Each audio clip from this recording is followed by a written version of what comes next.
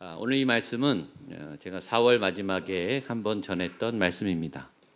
그때는 새로운 제도, 교회가 성장함에 따라 새로운 시스템, 제도, 집사님이라고 하는 제도를 처음 세운 사도들이 목회하다가 안수 집사, 집사님이라고 하는 제도가 처음 세운 어떤 시스템적인 관점에서 본문을 봤는데, 오늘은 같은 본문이지만 다른 관점에서 성장, 성숙이라는 관점에서 오늘 본문을 한 번 더 보려고 합니다.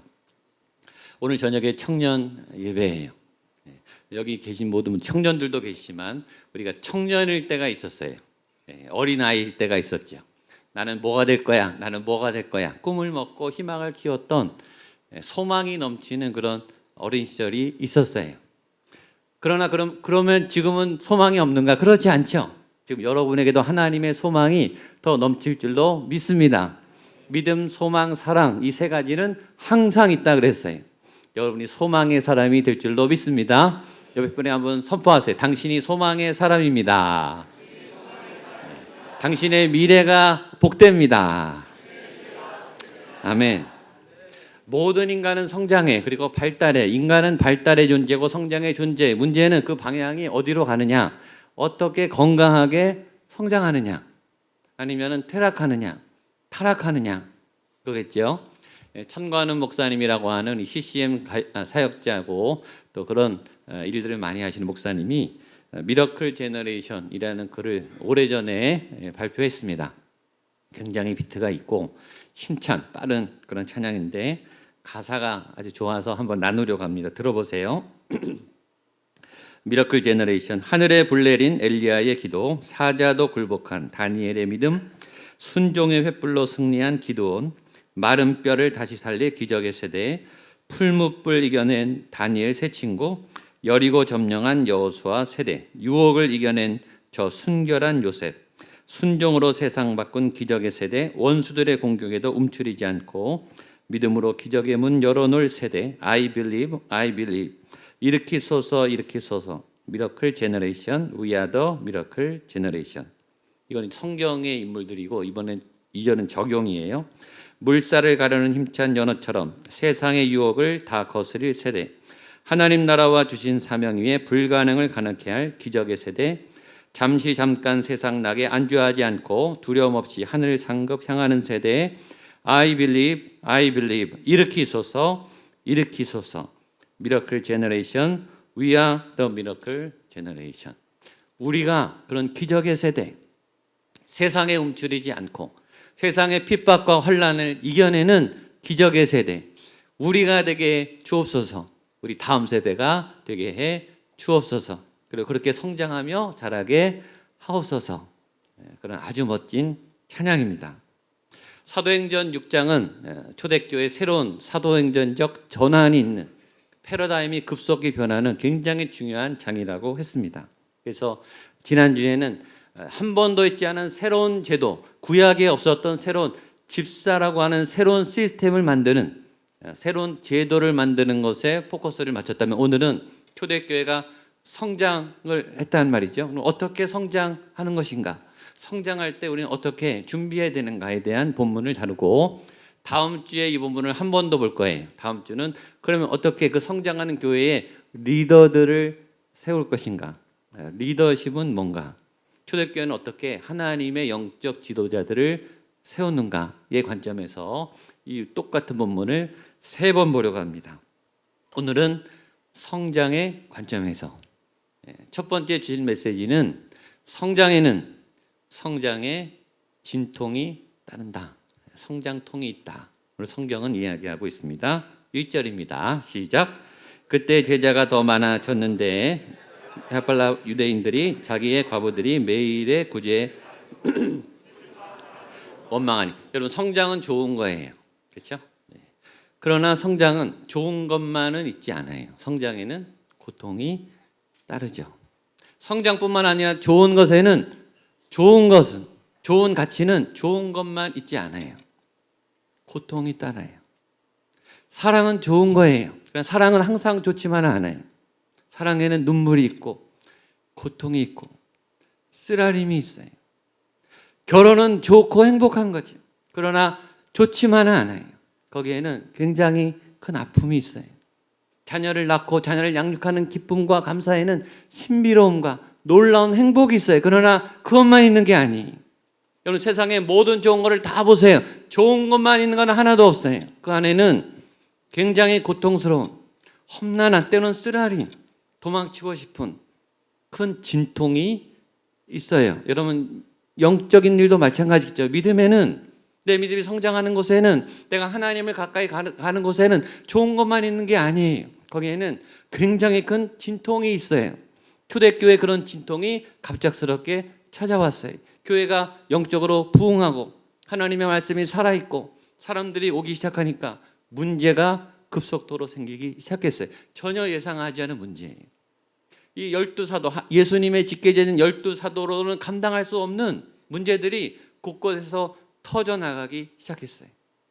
처음에는 수습을 했겠죠. 근데 문제들이 사람이 모이면서 부흥하면서 더 많이 터지니까 이제는 걷잡을 수 없이 커졌고 12사도들의 한계가 왔어요. 그 내부적 갈등이 히브리파 과부와 헬라파 과부와 싸움을 하는, 그의 심각한 분열을 초래하는 갈등으로 터진 거예요. 그 갈등만 있었던 게 아닐 거예요. 분명히 곳곳에 문제가 있었는데 그 사건으로 이게 터진 거겠죠. 성장에는 성장통이 발생하죠. 사람이든 공동체든 교회든 가정이든 어떤 조직이든 생명이 있는 어떤 모임 안에는 성장의 진통이 있습니다. 우리도 알아요. 그렇죠? 아픈 마음 그건 성숙해진다는 거 알죠? 그런 멋진 말은 우리도 할 줄 알아요. 비 온 뒤에 땅이 더 굳어진다. 그건 알죠? 우리가 다 처음부터 운전을 잘했던 게 아니라 초보 시절이 있었어요. 지금은 잘 잊어버렸지만 우리가 바들바들 떨면서 운전했던 경험이 있죠. 저는요, 운전 면허 시험을 10번 떨어졌어요. 10번. 필기 3번, 실기 7번 떨어졌어요. 그 면허를 따고 처음 주행을 밖에 나갔을 때 얼마나 발발 떨었겠어요. 제가 처음 주례를, 목사 안수를 30대 초반에 받고 처음 주례를 이제 하러 결혼식장에 갔어요. 신랑이 저랑 나이 차이가 별로 안 나더라고요. 제가 얼마나 떨었는지요. 제가 신랑보다 더 떨었어요. 근데 신랑 신부는 몰라요. 제가 결혼할 때보다 더 떨리더라고요. 저 때문에 결혼식 망치면 어떡하는가. 첫 주례 기억이 납니다. 제가 첫 설교 한 거는 기억이 안 나는데 첫 집회, 대형 집회를 했던 경험이 있어요. 몇십 명, 또 몇백 명 설교를 하다가 이제 1000명이 넘는 대형 집회 이제 처음 간 거예요. 제가 얼마나 긴장을 했는지 설교를 하다가 쇼크가 왔어요. 슝 하더니 몸에 기운이 빠지면서 제가 쓰러졌어요. 그래서 설교를 하다가 중간에 두 분이 올라와서 저를 부축하고 내려갔어요. 설교를 못했어요. 근데 공교롭게도 그 설교의 제목이 뭐냐면 아브라함의 실패예요. 실패에 대한 설교하다가 제가 첫 큰 그 집회를 제가 못하고 내려왔어요. 여러분, 어떻게 처음부터 잘할 수 있겠어요? 그렇죠? 처음 입사한 직원이 어떻게 능숙하게 일을 잘할 수 있겠어요? 처음 입학한 신입생이 어떻게 대학생활을 잘 할 수 있겠어요? 처음 군대 간 신임 병사가 어떻게 처음부터 군대 생활을 잘 할 수 있겠습니까? 실수도 하고 오해도 하고 사고도 치고 망신도 당하고 큰 실패도 당하죠. 그런 성장의 과정에 있는 진통, 어쩔 수 없는 진통이 있죠. 그러나 아이러니하게도 그 성장 중에 고통을 당한 사람들에게 그 말은 제일 싫은 말이에요, 사실은. 지금 내가 성장하다가 사고가 나서 아파서 지금 힘든데, 그래, 이 성장에는 당연한 고난이 있는 거야, 괜찮아. 근데 그 말이 위로가 안 되더라고요. 그런 말도 위로가 안 돼. 나도 아파봤어, 괜찮아. 괜찮아, 이겨낼 거야. 그 말은 더 위로가 안 돼요. 성장 중에 망가지고 고통을 당한 사람에게는 전적인 위로가 필요하더라. 얼마나 힘들겠니? 얼마나 아프겠니? 참 힘들겠다. 그런 위로면 돼요. 그런데 그럼에도 불구하고 오늘 성경은 성장에는 고통이 있다라는 메시지를 정확하게 주고 있습니다. 하나님은 사랑의 하나님이세요. 우리의 작은 신음에도, 우리의 눈물과 아픔에도 하나님의 마음이 어쩔 줄 몰라 하시는, 안타까워하시는 그런 사랑의 하나님이세요. 그러나 하나님은 동시에 우리를 고난 가운데 견고한 군사로 훈련시키시는 엄격한 교관이기도 하세요. 그래서 인정하고 싶지 않지만 때로 하나님이 잔혹하게 보일지라도 지금 여러분의 고통 가운데 하나님은 알고 계시고 여러분들을 훈련시키고 계시고 우리를 성장시키고 계심을 믿습니다. 여긴 하나님의 어떤 뜻이 있는 거예요. 근데 여러분만 그런 게 아니라 다 그래요. 주변을 보세요. 성경의 인물들을 보세요. 하나님이 가만히 두신 인물이 하나도 없어요. 다 하나님이 광야로, 실패로, 시험으로, 미혹으로, 환난으로 강하게 연단하시죠. 육적인 성장이든 심리적인 성장이든 영적인 성장이든 관계적인 성장이든 어떤 성장이든 고통이 따라요. 그것은 진리입니다. 또 하나, 중요한 일일수록 성장통은 커요. 중요한 가치가 생길수록 거기에 수반되는 진통은 큰 법입니다. 학교의 중간고사, 기말고사도 중요하지만 수능시험은 진통이 상대가 안 돼요. 중요한 시험이기 때문에 그 정신적 압박과 고통은 말로 할 수 없어요. 왜냐하면 중요하기 때문이죠. 지역 예선 대표로 나가는 것도 중요하지만 국가대표는 더 어려워요. 더 치열해요. 더 열심히 훈련을 해야 돼요. 그것보다 더 힘든 것은 세계대회에 나가는 거죠. 얼마나 힘든지 몰라요. 중요한 가치일수록, 중요한 일일수록 여러분 성장의 진통은 굉장히 커집니다. 여러분의 지금의 진통이 크면 클수록 여러분이 직면한 그 가치는, 그 결정은 너무나 소중한 것임을 기억하게 되기를 축복합니다. 그래서 로마서 8장에 사도 바울이 이런 말을 했습니다. 같이 보겠습니다. 시작. 생각하건대 현재의 고난은 장차 우리에게 나타날 영광과 비교할 수 없도다. 그 고난은 너무너무 아프지만 그 뒤에 나타날 영광에 비해서는 아무것도 아니에요 라고 위로하고 있어요. 여러분의 지금 고난과 아픔과 통증과 실패와 좌절이 장차 이를 하나님의 주실 영광에 비교할 수 없음을 믿으십시오. 그나마 위로를 받으세요. 또 두 번째 메시지는 성장에는 새로운 그릇이 필요하다는 겁니다. 우리 2절과 3절, 4절까지 말씀을 보겠습니다. 시작. 12사도가 모든 제자를 불러 이르되 우리가 하나님의 말씀을 제쳐놓고 접대를 입삼는 것이 마땅하지 아니하니 형제들아 너희 가운데서 성령과 지혜가 충만하여 칭찬받는 사람 7을 택하라. 우리가 이 일을 그들에게 맡기고 우리는 오로지 기도하는 일과 말씀 사역에 힘쓰라 하니. 그래서 그 성장의 그 성장통을 감당하기 위해서는 그릇을 새로 만들어야 돼요. 새로운 그릇이 필요해요. 마치 이거 같아. 아이들이 몸집이 커지면 5살이 6살이 되고 10살이 되고 15살이 되면 몸집이 커지는데 똑같은 옷을 입으라는 것과 똑같은 거예요. 무슨 일이 생기나요? 아이가 고통스럽죠. 옷이 터져나가죠. 아이가 아파요. 아이가 성장에 제한을 받아요. 성장에는 성장에 따른 옷을 바꿔줘야 되는 거예요. 그것이 제도죠. 시스템 그릇이에요. 그릇을 안 바꾸면 다 고생하는 거예요.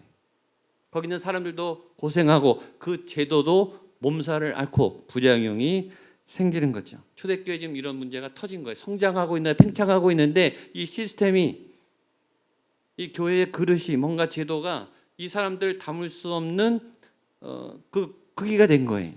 그러니까 뭔가 옷을 지금 바꿔줘야 되는 상황이 생긴 거예요. 이런 선택을 할 수 있죠. 자, 우리 교회가 차고 넘치니 우리 사도들이 할 수 있는 제안이 있으니 다른 데 가십시오. 이렇게 할 수 있죠. 가장 쉬운 제안이에요. 기독교가 차고 넘치니 불교를 가십시오. 이런 거죠. 우리가 힘드니, 우리가 더 이상 못하겠으니 가십시오. 포기하는 거예요.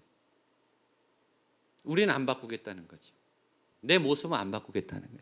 내 그릇은 그대로 갈 테니까, 문제가 자꾸 생기니까 우리의 문제를 해결하지 않고 그거를 외부로 돌리겠다는 거예요. 여러분, 절망은 제일 쉬운 선택이죠. 포기는 제일 간단한 그러나 비겁한 선택이에요. 나는 못 바꾸겠다는 거죠. 그러나 그 선택은 위험한 선택이죠. 성장을 멈추는 교회는 가장 위험한 교회가 될 수 있습니다. 절망은 그때는 편한 결정이지만 가장 큰 후폭풍과 후유증을 줍니다. 사도들은 포기하는 것으로, 제도를 안 바꾸는 것으로, 멈추는 것으로, 다른 사람들을 밀어내는 것으로 선택을 하지 않고 이 문제와 씨름했어요. 부딪혔어요. 그리고 기도했어요. 그리고 답을 하나님 안에서 찾았어요. 어떻게 해야 되는 것일까? 여러분이 당면한 그 진통 앞에 여러분 쉬운 결정을 하지 않고 기도하면서 하나님이 주시는 새로운 결정을 하게 되기를 축복합니다. 제도를 바꿔야 돼요. 그릇을 바꿔야 돼요. 저와 여러분의 옷을 바꿔야 되는 거예요. 습관과 틀과 형식과 편리함을 깨트려야 되는 거예요. 사도들이 자신을 깨트렸어요. 사도들이 갖고 있던 모든 고난을 이제 나누기 시작했어요. 집사라고 하는 새로운 제도를 만들었습니다. 여러분 지금까지 사도들만큼 누가 일을 잘합니까? 사도들이 일을 제일 잘해요. 영성이 제일 좋아요. 예수님의 직계제자예요. 예수님부터 직접 배웠다고요. 지금 지구상에 이 사람들보다 영성이 탁월한 사람은 없어요. 말씀을 잘 전하는 사람은 없어요. 교회를 지금 잘 리드해온 리더들은 없다고요. 그런데 그 사도들이 그 고난을 깨뜨리고 새로운 사람, 사도들보다 신앙이 못한 사람, 사도들보다 행정을 안 해본 사람들을 지금 세우겠다는 거예요. 이거는 새로운 시도면서 위험한 시도예요. 여러분 새로운 그릇을 만드는 것은 굉장히 위험한 시도죠. 자, 지금 과부의 문제가 터졌어요. 히브리파 과부, 헬라파 과부가 분열이 났고 당파 싸움을 하고 교회에서 대파 싸움이 났어요. 지금 사도들도 그 해결을 못하고 있어요. 새로운 7 집사님이 해결할 수 있을 가능성이 있을까요? 그건 모험이죠. 해결 못하면 어떻게 해요? 더 큰 사고가 터지는 거예요. 대형 사고가. 그러니까 새로운 그릇을 만든다는 것에는 새로운 용기가 필요해요. 그리고 힘이 필요합니다. 어떤 힘이 필요하냐면 기존에 안전했던 틀을 깨트릴 힘이 필요한 거예요. 여러분 이때까지 해온 방식이 제일 안전해요. 잘 해왔어요. 그게 제일 튼튼해요. 우리를 지켜줄 것 같아요. 그러나 새로운 제도를 안 맞을 수 없는 상황에서 그 틀을 깨트릴 힘이 필요해요. 여러분 새로를 바꿔야 되겠다 생각은 다 하고 있어요. 시도하지 않는 이유는 용기가 없기 때문에. 왜냐하면 사고 날까 봐. 지금보다 더 안전하지 않으면 어떻게 해요? 그렇죠? 지금보다 더 실패하면 어떡하냐고요. 그 틀을 깰 만한 강한 힘이 필요해. 그래서 제도를 깨트릴 때는 힘이 필요한 거예요. 두 번째 힘은 새로운 제도를 만들어낼 힘이 필요한 거예요. 그건 고민해야 되는 거예요. 새로운 제도와 그릇은 절대 저절로 생기지 않아요. 노력을 하고 시도를 하고 적용을 하고 실패를 반복하고 그래서 고민해서 새로운 걸 만들어내고 또 적응을 해야 되는 거예요. 새로운 힘이 필요한 거예요. 사도들은 그 노력과 힘과 모험을 아끼지 않은 거예요. 하나님이 뭔가 새로운 걸 하실 때는 그냥 생기는 게 아니라 진통이 생기고 깨트려야 되는 힘이 필요하고 그 깨트린 것을 다시 더 견고히 세워나가야 될 새로운 것을 만들어내야 하는 새로운 하나님이 필요한 거예요. 여러분 그 힘에 도전하는 것을 멈추지 않게 되기를 축복합니다. 세 번째 새로운 그릇을 만들 때는 믿음과 기다림이 필요해요. 믿음이 필요해요. 여러분 사도들보다 누가 잘하겠어요? 누구를 세우겠어요? 그러나 믿어주고 7 집사님을 세워야 되는 거예요. 믿어야 돼요. 지금 볼 때는 못할 것 같아요. 그러나 믿고 세우셔야 돼요. 그리고 기다려 주셔야 돼요. 처음부터 잘했겠어요? 7 집사님이 탁월하지만 처음부터 잘했겠냐고. 기도도 어설프고 행정도 어설프고 사람도 잘 모르고 특별히 다른 공동체가 잘 모를 수도 있죠. 사도들은 다 알아요. 근데 새로운 7 집사님은 잘 모르죠. 여러분 아무리 타고난 사람도 적응 기간이 필요해요. 실수할 수 있는, 실패할 수 있는 기간이 필요해요. 초대교회가 그것을 잘 견뎌 주었습니다. 그렇게 했더니 어떤 일이 생겼는가? 새로운 영적 성장이 있었습니다. 7절입니다. 시작. 하나님의 말씀이 점점 왕성하여 예루살렘에 있는 제자의 수가 더 심히 많아지고 허다한 제사장의 무리도 이 도에 복종하니라. 아멘. 이게 잘한 결과예요.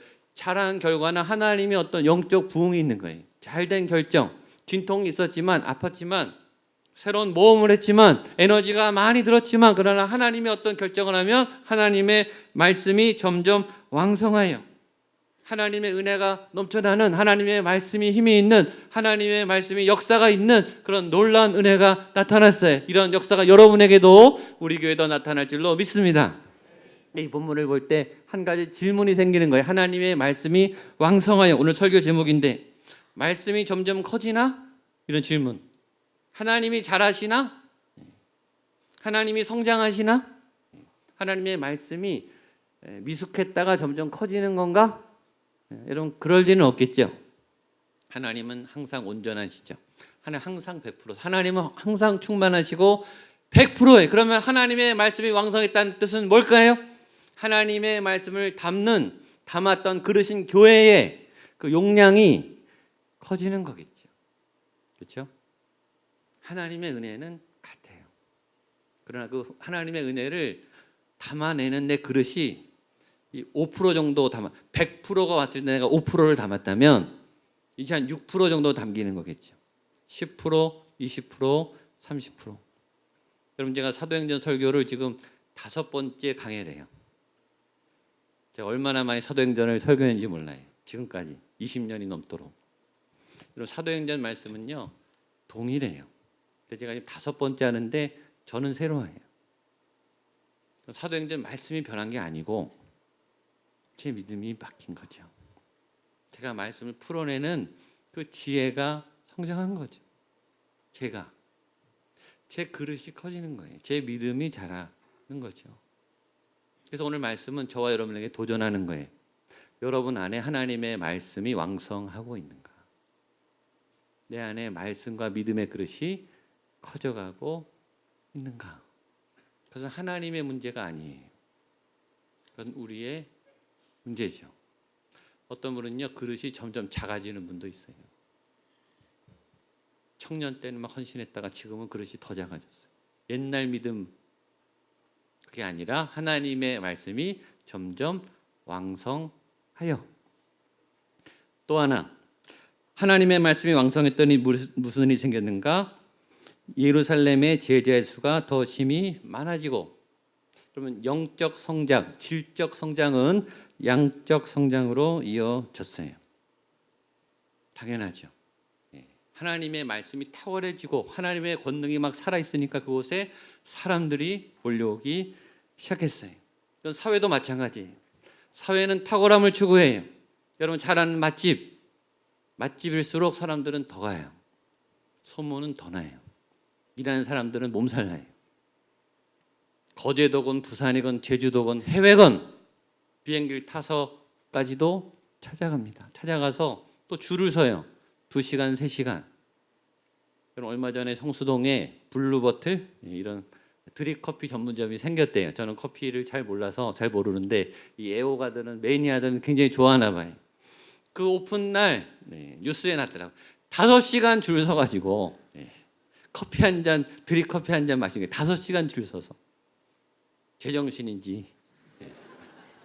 그러나 질적 우수함을 추구하는 거예요. 현대인들은. 기다릴 가치를 느끼는 거예요. 내가 기다려서라도 그 탁월함을 맛보겠다는 거예요. 그리고 자랑하는 거예요. 나 이런 경험을 한 사람이다 이거죠. 여러분 하물며 맛집도 그럴진데 맛집도 내 인생의 심각한 고민과 문제를 해결하는 영적 탁월함이 있는 교회가 있다면 왜 안 가겠어요 사람들이? 내 심각한 이 현실의 문제를 해결해 줄 수 있는 하나님의 도움이 있다면 사람들은 왜 안 찾아오겠냐고요. 그러니까 초대교회 사람들이 막 몰려간 거예요. 거기 뭔가 하나님의 역사가 있다. 그러니까 요새는요 찾아가는 시대예요. 여러분에게 사람들이 예수님에 대해서 물어보지 않는 이유는 명백한 거예요. 여러분 안에 예수님이 안 보이기 때문이. 보인다면 저는 확신해 반드시 누가 찾아옵니다. 내 인생의 고민의 문제, 진로의 문제, 상처의 문제, 심각한 갈등의 문제를 해결할 하나님의 자원이 있는 사람들은 찾아갈 수밖에 없어요. 그걸 해결해 줄 통로를 찾았다면 갈 수밖에 없어요. 안 온다면 그건 문제가 있는 거예요. 우리 왜 그런 분들이 안 온다면 그건 우리 교회가 심각한 문제가 있는 거예요. 우리 안에 하나님의 생명과 예수의 구원의 능력이 없다면 사람들은 안 오죠. 당연하죠. 사람들은 바보가 아니에요. 오히려 세상 사람들이 더 정확하게 알아요. 우리가 영성이 있는지, 내가 기도하는 사람인지, 내가 하나님과 가까이 있는 사람인지 아닌지를 사람들은 정확하게 알아요. 그리고 있다면 거리와 시간, 장소가 문제가 아니에요, 여러분. 찾아가요. 그거 안 찾아가겠어요? 지금 우리의 자녀의 심각한 문제를 누가 해결해 줄 수 있다는데 어디든 못 가겠어요. 그런 질적 우수함과 탁월함이 영적 교회에 있으니까 초대교회가 급성장을 한 거예요.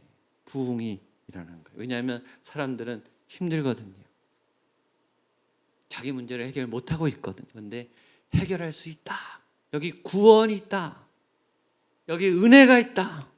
여기 가면 사람들이 행복해지더라. 사람들이 강해지더라.